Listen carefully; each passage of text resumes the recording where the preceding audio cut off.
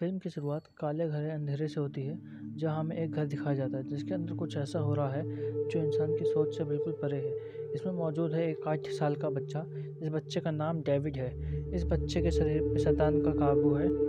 यहाँ पर हमें एड और लॉरेन को दिखाया जाता है जो शैतान से परिवार को बचा रहे हैं। डेविड के ऊपर एक्सॉर्सिज्म की तैयारी हो रही है, पर चर्च के फादर अभी रास्ते में ही है।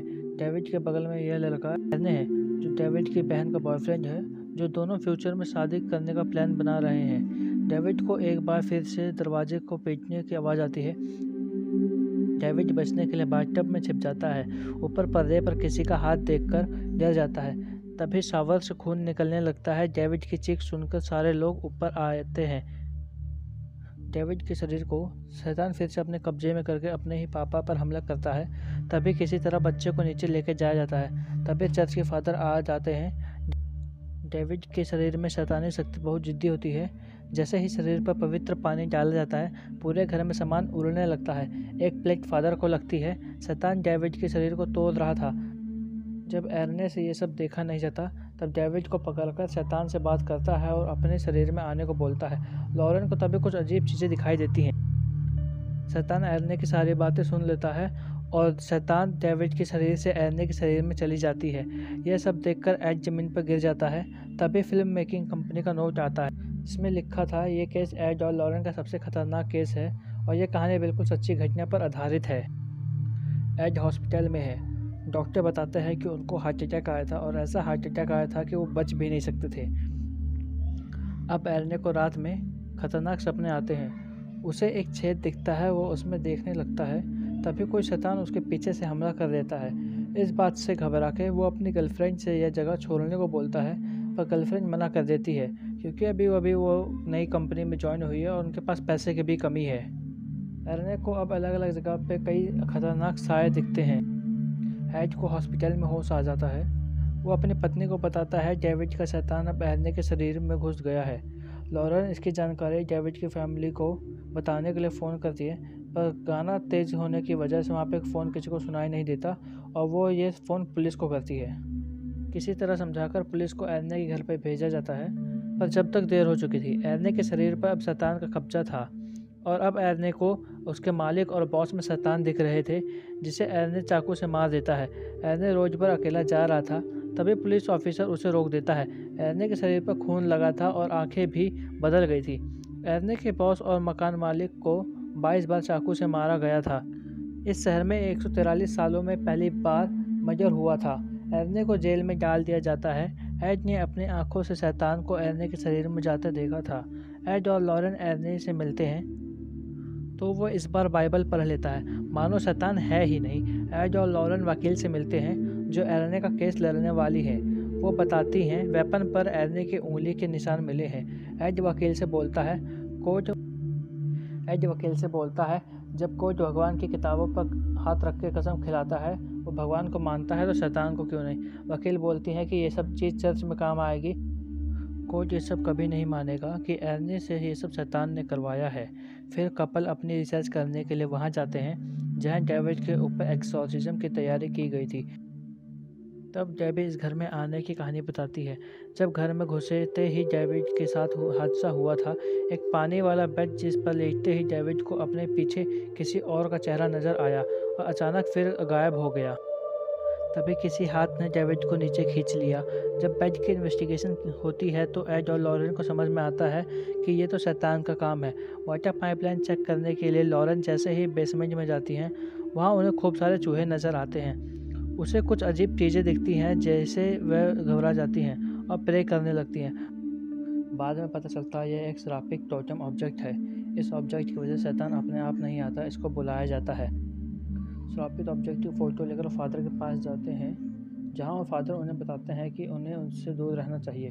फिर फादर लॉरेन को अपने बेसमेंट में लेकर जाते हैं, जहां फादर ने बहुत सारे टोटम ऑब्जेक्ट को अपने पास रखा हुआ था। लॉरेन इन जलाने के लिए बोलती हैं, पर फादर कहते हैं कि इनको रखना में भी भलाई है। तभी लॉरेन को कुछ अलग सी झलक दिखती है, जिसमें एरन की फ़ोटो बीच में रखकर मंत्र पढ़ा जा रहा है। एरन अपनी जगह की सफाई कर रहा था, तभी उसके दूसरी तरफ लेटा हुआ कैदी उठकर गाने गाने लगता है। एरन उसके पास जाता है, तभी उसके पीछे से कोई साया आकर उसे एड और लॉरेन के साथ काम करने वाले व्यक्ति का फ़ोन आता है। वह किसी मर्डर की बात करता है जिसमें पुलिस ने वैसा ही श्रापित ऑब्जेक्ट देखा है एरन के घर के पास मिला था। पुलिस यह बताता है कि यह केस 2 लड़की का है जिसमें से एक की बॉडी जिनमें से एक लड़की की बॉडी पर 22 बार चाकू मारकर कत्ल किया गया है और दूसरी लड़की अभी तक गायब है। उस लड़की के घर पर वही श्रापित ऑब्जेक्ट मिला था जो एरन के घर पर भी मिला था। एड और लॉरेन पुलिस से डील करते हैं कि वो लॉरेन की शक्ति का इस्तेमाल करके उस गायब लड़की को ढूंढेंगे, पर बदले में उन्हें उन लड़कियों के केस की फाइल एड और लॉरेन को देना होगा। एरने से मिलने डेविड और उसकी सिस्टर जाते हैं। डेविड अपने किस्से बताता है जब डेविड पर शैतान था जो बताता है कि उसे कुछ आवाज़ सुनाई देती थी जिनमें से कुछ करने को कहती थी। अब वही एरने को भी सुसाइड करने की कहती है।